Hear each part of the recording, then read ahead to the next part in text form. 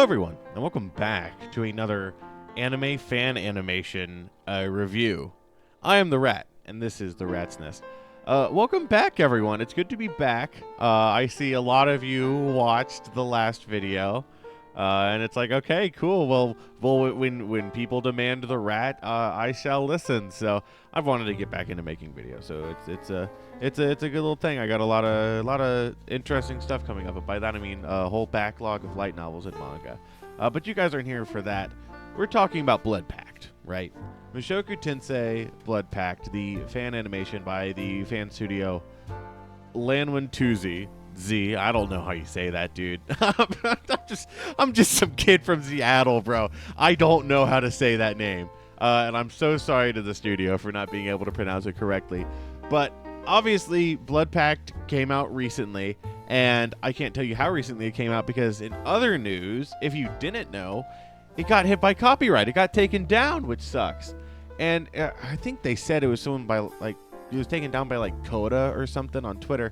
I see Coda, I think, like, the dude who sang some of the JoJo OP, so I'm like, well, I don't think he had anything to play with it. But I'm thinking, like, I don't know how it got caught up, and I'm like, well, maybe it was the cover of the first OP they played at the end. I was like, but that was an original, you know, an original piece, an original cover of it, so I don't know what part of this got copyright other than maybe, like, them using the characters. Like, I guess that could be it. I don't know. But that sucks. I hate that it's taken down. I'll probably touch on that a little bit more at the end, but I did want to sit down and just talk about the animation a little bit.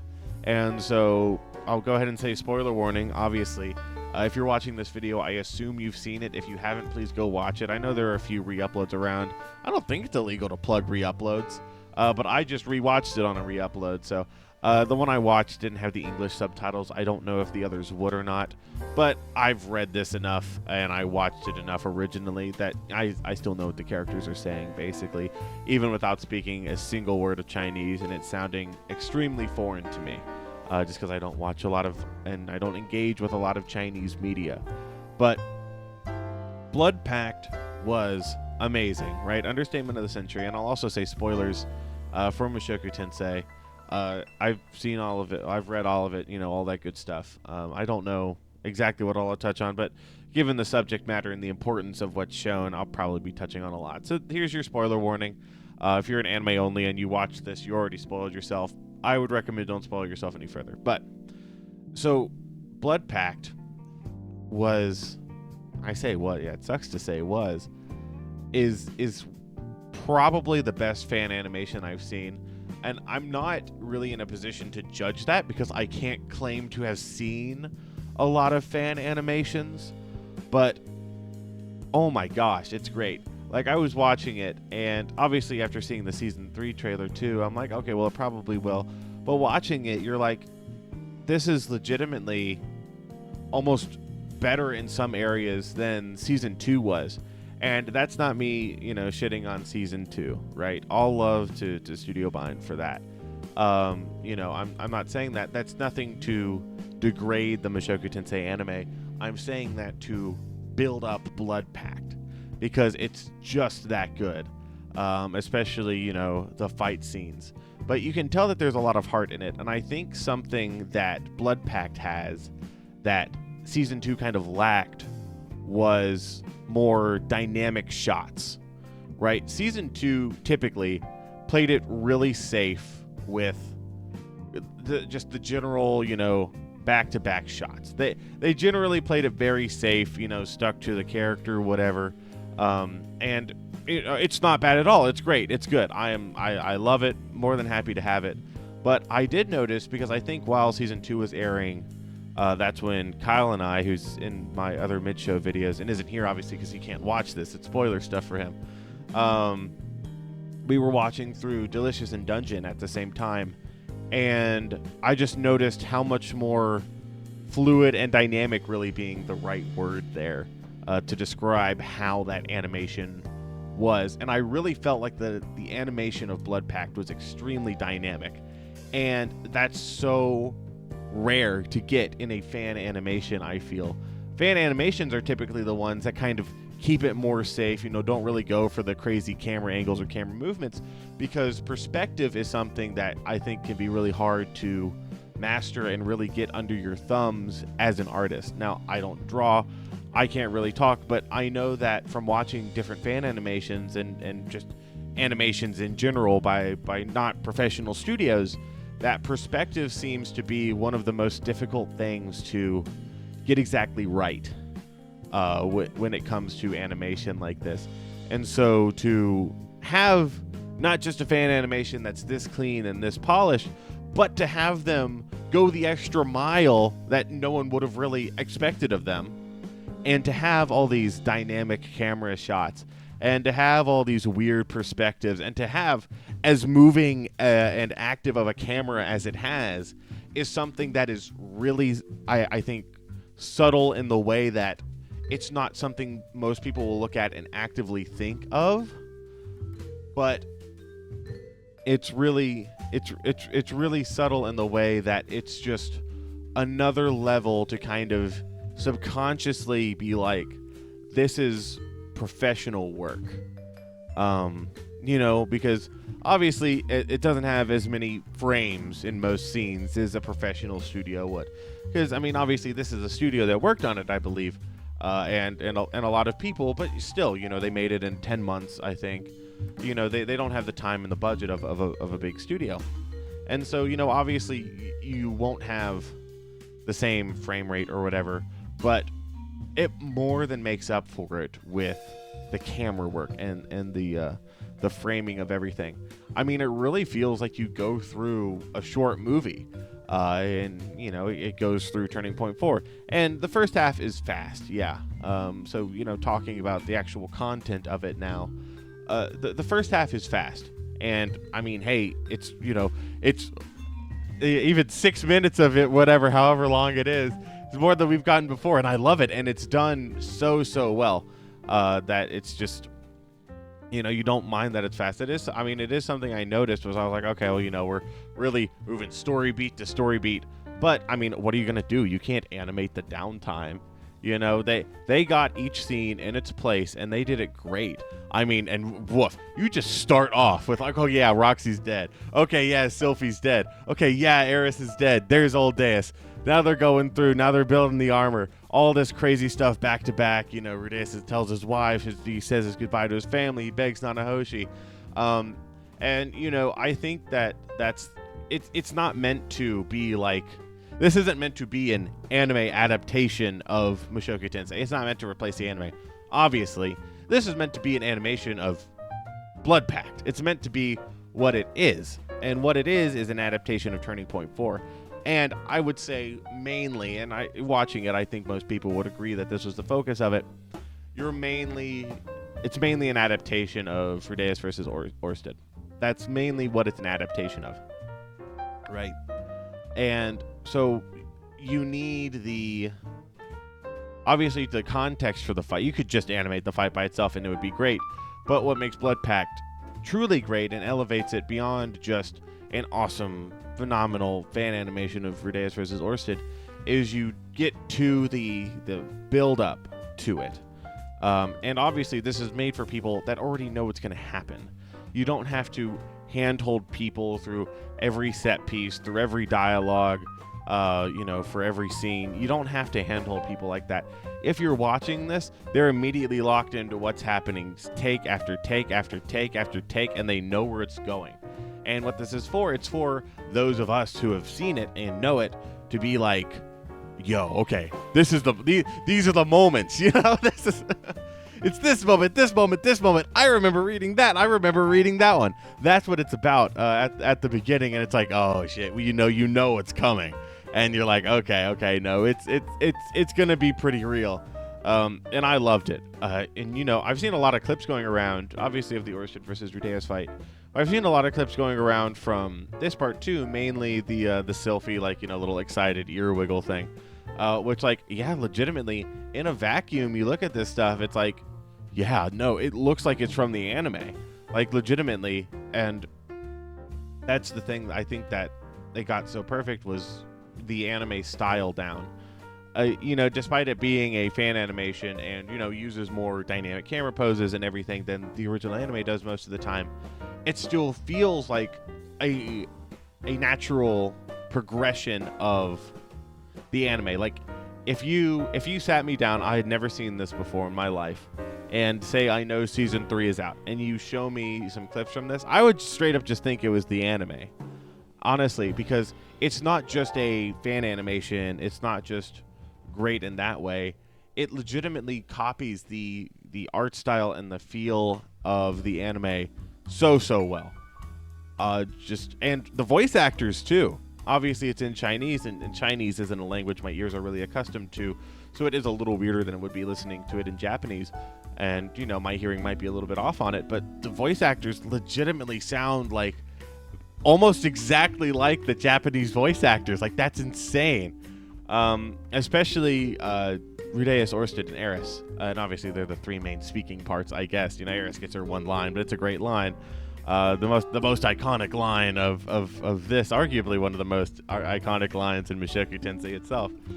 That is so impressive. I mean, I wonder how long it must have taken to cast, and I just wonder too, like, how do you even did you reach out to people specifically that you knew could do good impressions of it, or did you just genuinely have people volunteer and on the team that sound like these characters?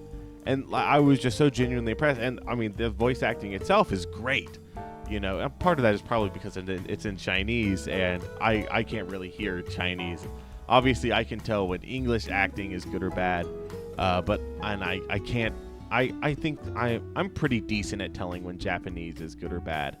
But Chinese is different. My ears aren't really accustomed to it, so I don't really know it's good or not. But hey, it sounded great to me. It sounded great to me, right? I don't know. Maybe someone who speaks Chinese and can understand it can pipe in on how natural the acting is or not. I haven't personally seen anything, and obviously I can't tell. But moving fast at the beginning, you get to the Orsted fight, and then it slows down, and in a good way. You all the tension builds, all this good stuff. You have Orsted's whatever. I think it was such a cool depiction of him finding Nanahoshi's ring, and don't kill me. I'm not I've slept since I've read volume 15. That could very well be how it's described in the light novel, and it probably is. I think they were very faithful to the light novel in their adaptation of this, which I loved. And I think that they did a great job. I'll just touch on it for 1 second. Adapting the journal scenes so fast, because you feel the impact. Obviously, those are the 3 big impactful scenes. Old Deus looks great. It looks so weird to see him in the anime art style. That's probably legitimately pretty close to what he's looking like. They might make his hair a little more white. I feel like it was more gray here. But it's a genius. Really, really good storyboarding to get the journal information in there. But you have the Orsted going up to the tower and the box and everything, and then it gets kind of crazy. And I will say, I couldn't tell this at first. I didn't know this, but it's the the environment for that was CG apparently. They're gonna upload a behind the scenes video too at some point, hopefully soon, because I'm really interested in it. And whenever I watched through it the first time, I couldn't tell that there was any CG in it. I don't know. Maybe some of you guys could, and my eyes are just bad for it. I know I have terrible eyesight. But I think generally I'm pretty decent at catching CG, and I didn't catch any the first time. Now, on subsequent reviewings and knowing that the forest is CG, I can be like, okay, yeah, that's CG. And also knowing that CG was used, I can look at the magic armor in a decent amount of scenes and be like, okay, yeah, that's CG. But the fact that the first time I didn't know, and this is a fan studio, I think just goes to show how far CG has evolved in the anime and animation industry, to where even fan studios can produce great CG, and it makes bad CG and stuff so much more interesting. It's like, how does this get through? We know how good it can be. And I think that it's used to great effect. I think that the scenes where Rudy is pouring all the magic onto the tower and onto Orsted is the most quote-unquote plain-looking scenes. but it also has the most movement, the most action, and obviously you get into where the budget went to. Saying as the age-old joke of good animation equals where the budget went to. I don't believe this had a budget. I don't think it had any fan funding. I think it was just the team of people that got together. And then you get the Rudy versus Orsted fight, and plenty of people have talked about it. I can't break down every move. Oh my gosh, they do such a good job with it. They make every blow feel like it has such a big weight to it, and for adapting a fight of kind of this scale. And I say this scale not because there are a lot of participants, but because of where in the verse these guys rank. Like Orsted, obviously, son of the OG dragon god. Rudeus forces him to pull out his sword and burn a bunch of magicka. I've been playing too much ESO, that's how you know. Burn a bunch of magic. And then Rudeus in his fighting god armor-esque, the magic armor Mark 1. These are two extremely high level and skilled combatants in the verse. And so to be able, I think, to very adequately display the weight of the fight was really good. All of their blows felt like they had weight. The range felt good. The speed felt good. And one of the things I was most interested in was seeing the magic armor move, right?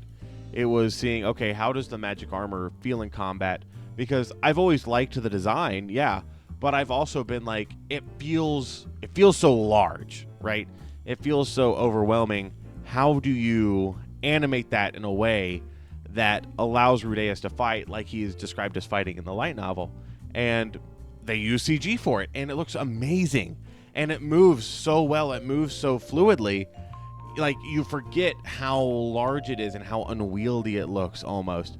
It is such a good use of such a cool design.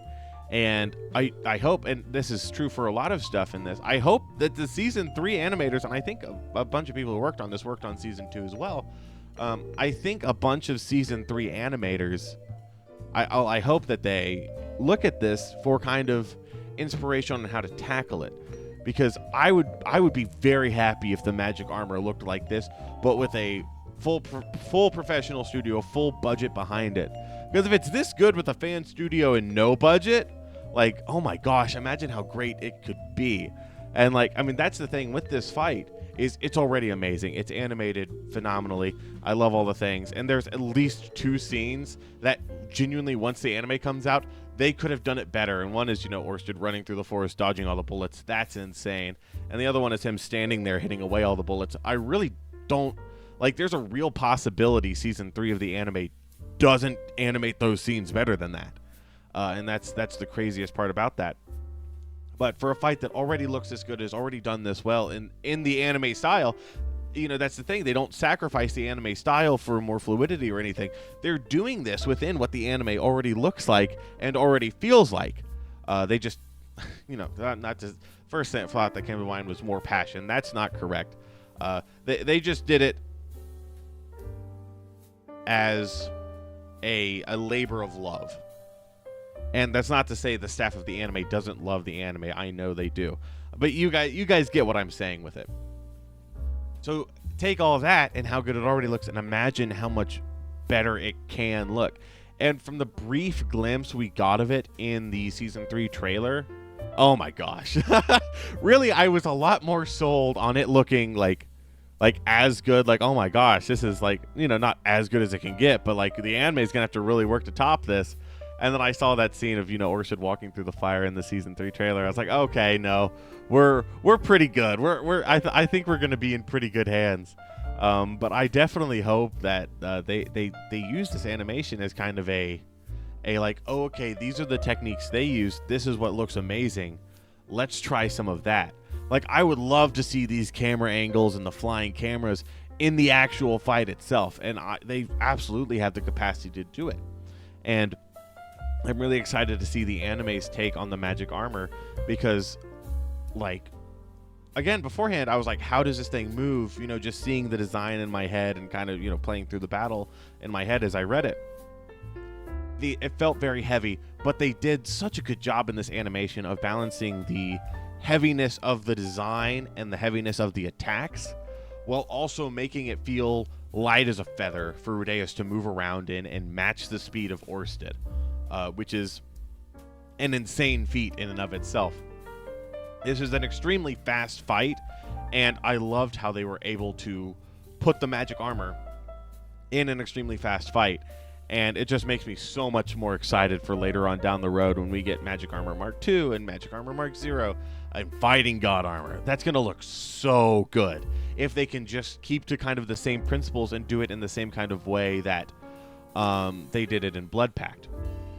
Now, obviously, you know, Blood Pact, there's some stuff that was like a little clunky, but you only really notice that and care about that when you're looking for it and grading it on the scale of, okay, let's check perfection and be like, okay, well, we have perfection here, right?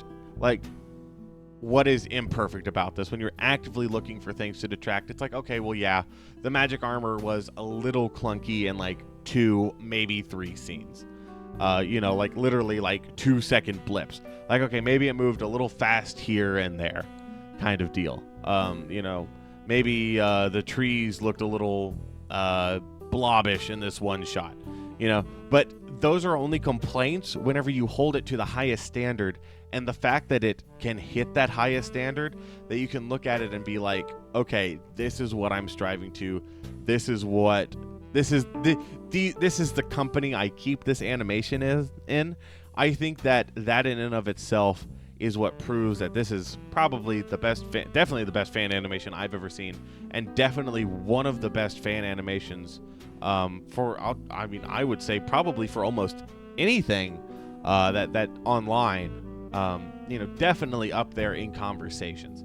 I'm not going to claim to be an expert on fan animations, and obviously fan animations from one own favorite fandom will always be their favorite, but Blood Pact does such a good job, and it's so surreal seeing all this get animated.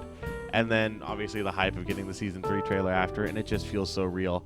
And I just gotta say, the mid-show community's coming up right now, right? We're on the up and up, ready for season 3, and I'm really looking forward to it. It's gonna be a lot of fun. So yeah, I have in the future coming, speaking of mid-show, I'll have volume 18 up soon, and I'll have volume 19 up soon, reviews of those.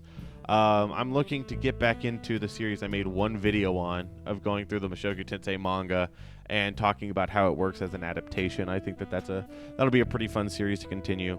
And in the middle of that, obviously a bunch of non-mid-show stuff. I am not solely a mid-show channel just yet. I know that's why a lot of people are here, but this channel is a personal project of mine where I just get to talk about whatever I read. So I expect some Reign of the Seven Spellblades and some Berserk and other random things coming up. Maybe a welcome to the NHK video, that kind of stuff.